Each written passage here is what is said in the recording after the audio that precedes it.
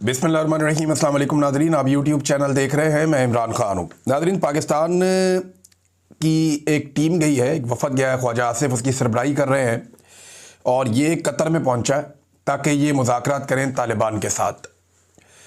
अब तालिबान के साथ मुज़ाकरात किए जाएंगे। तालिबान गवर्नमेंट जो वो वहाँ पे अफ़गान हुकूमत है इस वक्त, क्योंकि तालिबान के कंट्रोल में है वो, तो अफ़गान तालिबान का वफ़द पहुँच गया कतर में और फिर पाकिस्तानी वफ़द भी पहुँच गया कतर में और ख्वाजा आसिफ उस वफ़द को लेकर गए। अब कतर सालसी करेगा या जो दूसरे ममालिक हैं वो सालसी करेंगे पाकिस्तान और अफ़गानिस्तान के बीच में जो तनाज़ा पैदा हो गया उसको हल करने के लिए।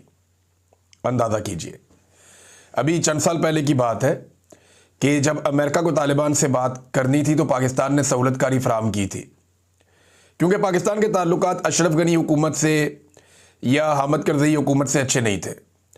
तो पाकिस्तान ने सपोर्ट किया हुआ था तालिबान को और पाकिस्तान को लगता था कि ये इक़्तिदार में आएंगे। पाकिस्तान ने बड़ा सेलिब्रेट भी किया था इस बात को। उस दौर के जर्नैल बड़े खुश थे।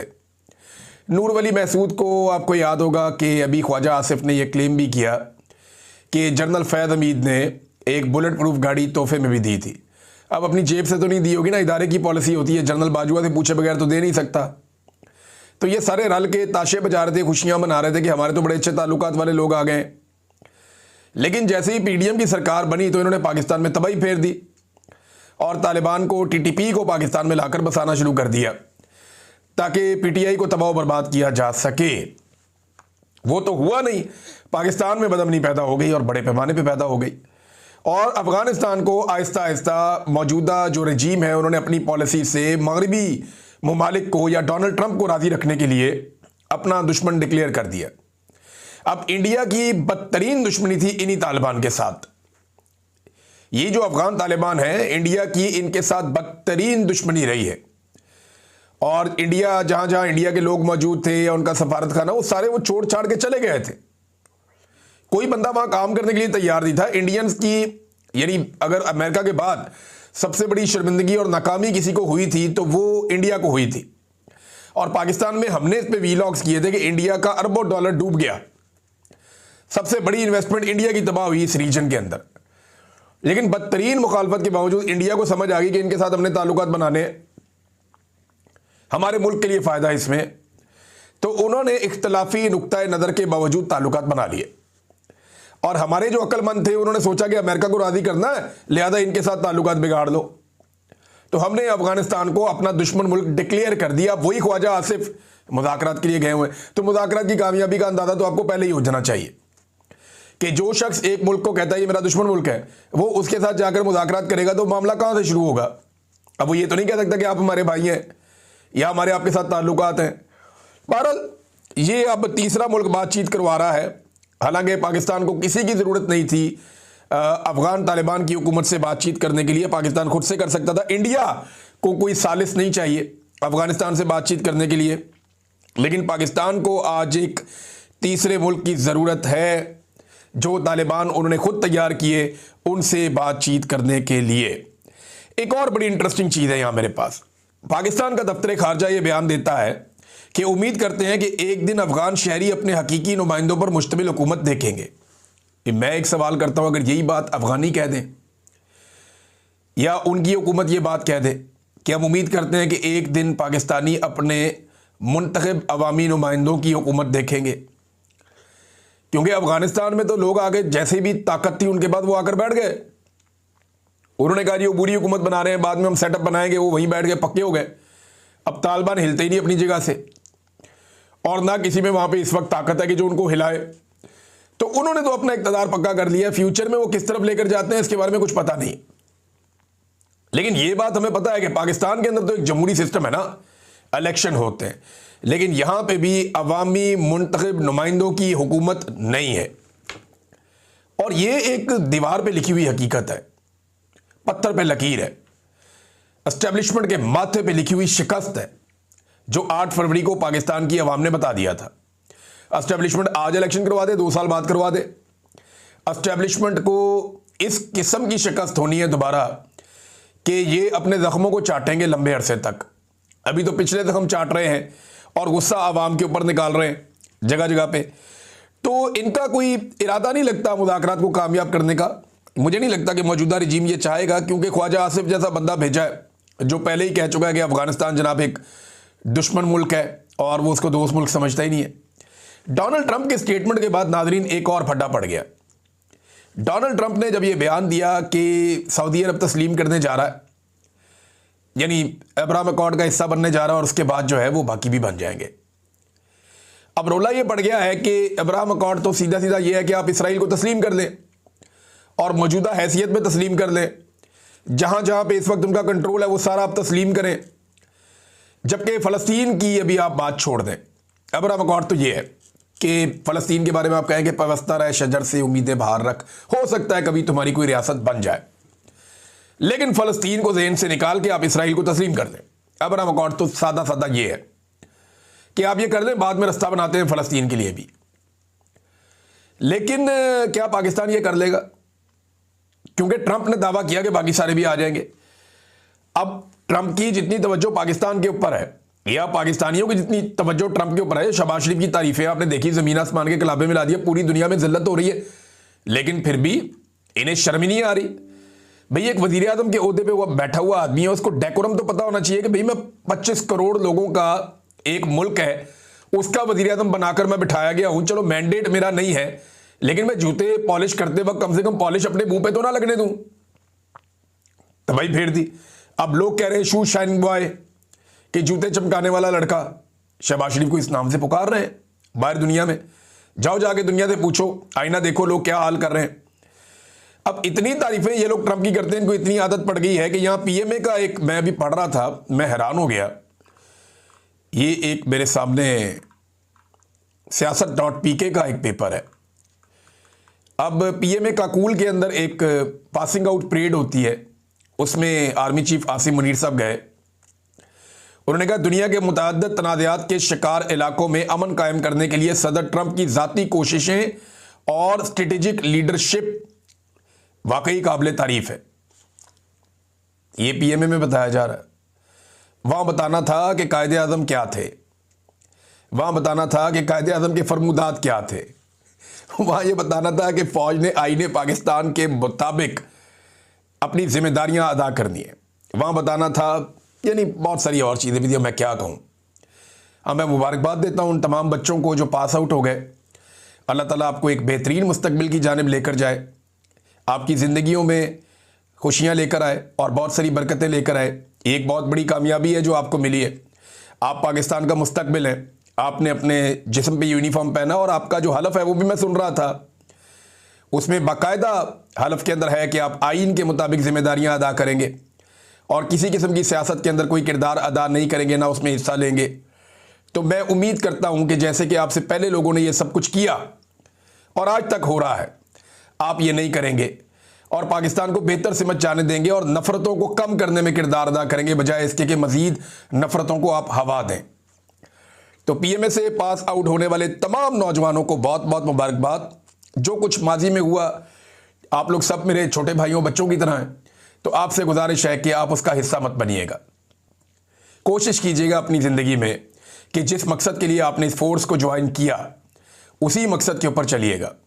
लोग अपने ज़ाती लालच के लिए, अपने ज़ाती मफाद के लिए कभी मार्शल लॉ लगा देते हैं, कभी डिक्टेटर बन जाते हैं अनाउंस करके, कभी अनअनाउंस्ड डिक्टेटर बन जाते हैं, जुल्म जबर और फस्तायत के हिस्सेदार बन जाते हैं। आधा मुल्क टूट गया बच्चों। आप लोगों से उम्मीद है कि आप लोग वो नहीं करेंगे और जो हलफ आपने लिया है अल्लाह रब्बुल इज़्ज़त को हाजिर नाजिर जानकर आप उस हलफ की पासदारी करेंगे आखिरी वक्त तक। नाज़रीन, फजलुर रहमान साहब के साहबजादे भी बोल पड़े हैं, बल्कि पहले ये आ जाए कि पाकिस्तान तहरीक इंसाफ ने इसके ऊपर एतराज़ क्या किया। हुआ ये है कि डोनाल्ड ट्रंप ने जो बात की कि सारे तस्लीम कर लेंगे इसराइल को या अब्राहम अकॉर्ड का हिस्सा बन जाएंगे, उस पर पाकिस्तान तहरीक इंसाफ का जो ओपिनियन है वो ये है कि गज़ा अमन मंसूबे की इसराइली खिलाफ वर्जी, इब्राहिमी मुआहदे और हमास के खिलाफ मुमकिना कार्रवाई पे पाकिस्तान तहरीक इंसाफ के हुकूमत से चंद सवालात। पहला सवाल उन्होंने ये किया हुकूमत से कि गज़ा में अमन मंसूबे के एक जानिब मुकम्मल फायरबंदी की बात की जा रही है, लेकिन दूसरी जानिब इसराइल की जानिब से निहत्ते फ़लस्तीनियों के कत्लेआम का सिलसिला अभी तक जारी है। पाकिस्तान तहरीक इंसाफ इस सूरत हाल पर गहरी तशवीश का इजहार करती है और सवाल उठाती है कि आखिर पाकिस्तान की मौजूदा हुकूमत इस जुल्म पर खामोश क्यों है। क्या उन्होंने किसी बैनुल अक़वामी फोरम पर इसराइली जारहियत के खिलाफ आवाज़ बुलंद की है। दूसरा ये कि अमरीकी सदर डोनाल्ड ट्रंप के हालिया बयान के मुताबिक अमरीकी अफवाज गजा में हमास को ख़त्म करने के लिए दाखिल नहीं होंगी, बल्कि उनके दोस्त ममालिक ये किरदार अदा करेंगे। पाकिस्तान तहरीक इंसाफ ये वादे करना चाहती है कि पाकिस्तान का किसी ऐसे मनसूबे या इत्तेहाद का हिस्सा बनना कौमी मफाद और उसूली खारजा पॉलिसी के मुनाफी होगा।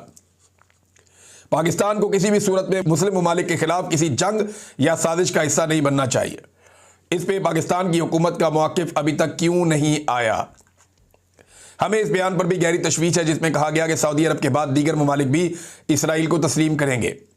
पाकिस्तान तहरीक इंसाफ वाज़ेह मौक़िफ़ रखती है कि फ़लस्तीन की आज़ादी और अल-कुद्स शरीफ के तहफ़्फ़ुज़ से कबल इसराइल को तस्लीम करना न सिर्फ उम्मत मुस्लिमा से गद्दारी होगी, बल्कि कायद-ए-आज़म मोहम्मद अली जिन्ना के उसूली मौक़िफ़ से भी इन्हिराफ होगा। हुकूमत पाकिस्तान इससे मुताल्लिक़ अपना वाज़ेह मौक़िफ़ अवाम के सामने रखे। यहाँ डंडी मारी है थोड़ी तहरीक इंसाफ के लोगों ने जो भी मौजूद है।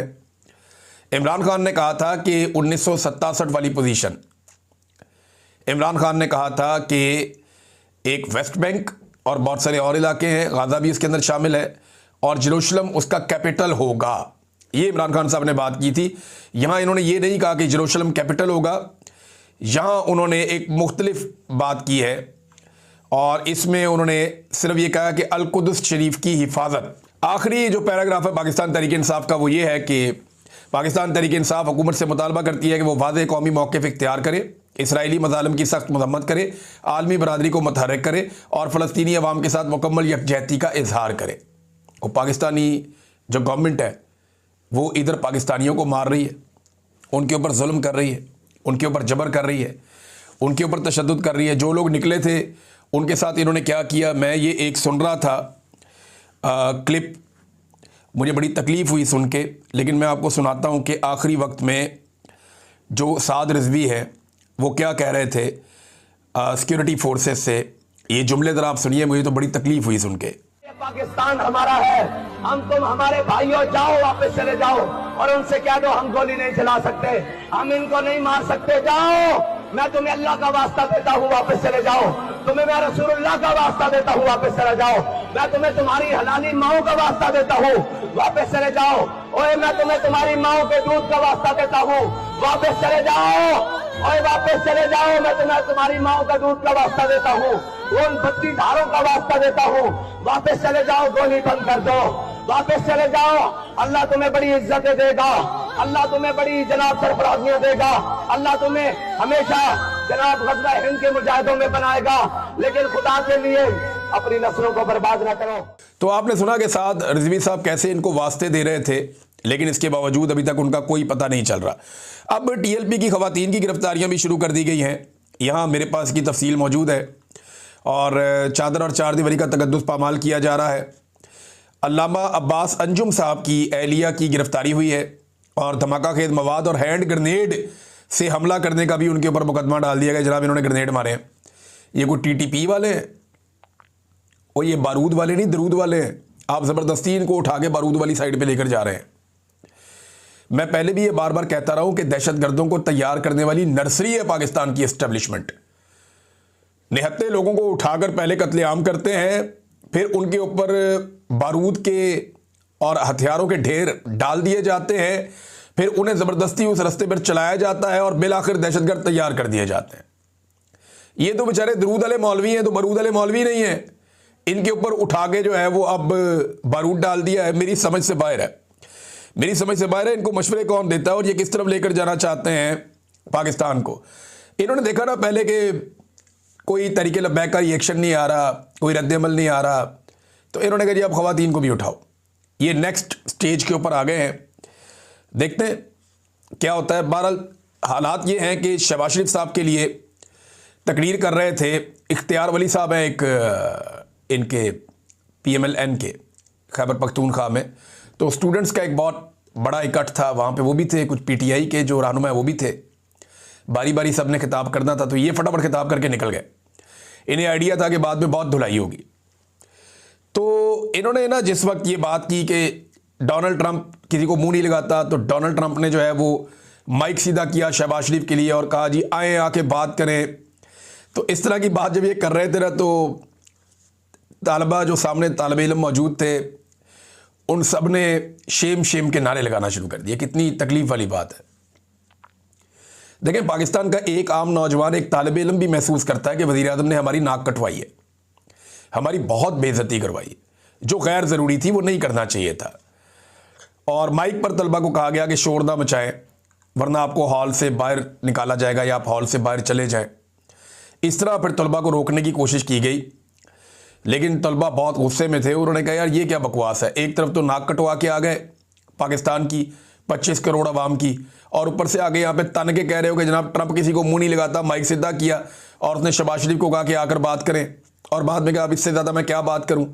भाई शहबाज शरीफ ने जो किया वो भी बताओ ना। यानी पूरी की पूरी पॉलिसी खत्म कर दी 28 सेकंड के अंदर, तबाही बर्बादी फेर दी शहबाज शरीफ ने। हमने तो कभी देखा ही नहीं। फजलुर रहमान साहब के बाद उनका बेटा भी मैदान में आ गया नाजरीन, और उनका बेटा अब एक तकरीर कर रहा था, मैं सुन रहा था, असद। उसने कहा जनाब कि यहाँ फ़ौज की हुकूमत है, यहाँ इस्टेब्लिशमेंट की हुकूमत है, यहाँ सेक्टर कमांडर की हुकूमत है, यहाँ कोर कमांडर की हुकूमत है, तुम जमीयत उलमा इस्लाम को मरऊब नहीं कर सकते। अब क्योंकि 27वीं आईनी तरमीम होने जा रही है, तो फजलुर रहमान साहब को तो ये पता है कि उनके बगैर भी हो जाएगी। अब रोला कोई नहीं है। अब उन्होंने अपने नंबर पूरे कर लिए, मखसूस नशिस्तें उन्होंने अपने खाते में डाल ली हुई हैं। 26वीं आईनी तरमीम में जो फजलुर रहमान साहब ने सहूलतकारी की, उसके नतीजे में नए बनने वाली अदालत ने जो काम किए, कारनामे किए, उनमें एक तो ये है कि फ़ौजी अदालतों को या उनके फ़ैसलों को उन्होंने जायज़ करार दे दिया, जो तारीख़ में कभी नहीं होता, दुनिया में नहीं होता। सिविलियन के फ़ौजी ट्रायल, उनका ठीक है करो इनके। दूसरा जो एक बड़ा कारनामा किया, उन्होंने मखसूस नशिस्तें माले गनीमत की तरह बांट दी। फजलुर रहमान साहब को भी मिली, बाकियों को भी मिली। अब जो बाकियों को मिली तो उन्हें ज़रूरत नहीं है फजलुर रहमान साहब के आगे भीख मांगने की। अब वो आके मुलाकातें नहीं करेंगे, जब चाहेंगे वो 27वीं आईनी तरमीम कर लेंगे, और उसका ड्राफ्ट वो बना रहे हैं। वो एक खौफनाक आईनी तरमीम है। अगर पाकिस्तान में कुछ बच गया है तो वो सारा भी अब डूबने वाला है, और जो कुछ पाकिस्तान में बचा है उस सारे को भी अब